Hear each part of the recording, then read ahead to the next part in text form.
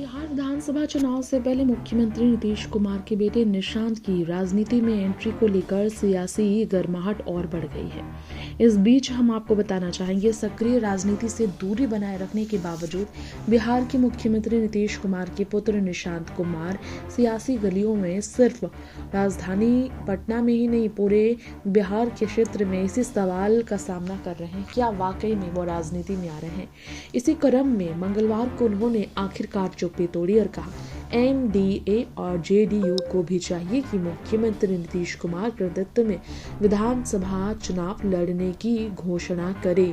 जी हाँ, ये भी बताए कि न सिर्फ नीतीश कुमार के नेतृत्व में चुनाव होगा, उनके नेतृत्व में ही अगली सरकार भी बनेगी। इसके बीच सरकार के विकास कार्यों की भी निशांत कुमार ने प्रशंसा की है। यानी कि नीतीश कुमार के लिए ये मांग निशांत कुमार की राजनीति की तरफ रुझानों को बयां कर रही है। पिछले 2 महीने के भीतर मंगलवार को निशांत तीसरी बार मीडिया के सामने आए। हर बार उन्होंने राज्य के विकास के लिए नीतीश कुमार को वोट देने की अपील की।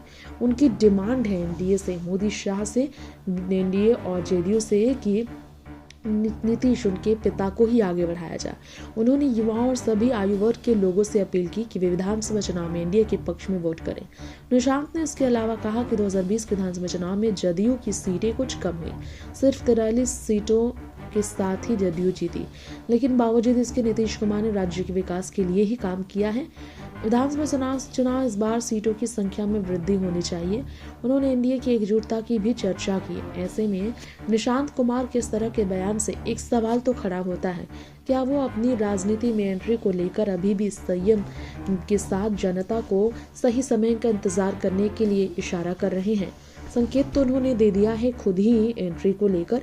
वैसे होली के बाद निशांत की एंट्री पक्की हो जाएगी कहा जा रहा है। नीतीश खुद अपने बेटे की राजनीति में एंट्री की अगुवाई कर सकते हैं, चर्चा ये भी है। नीतीश कुमार को लेकर, उनके बेटे को लेकर बात करते हुए निशांत की राजनीति में एंट्री को लेकर तेजस्वी ने भी कहा कि उनका स्वागत है।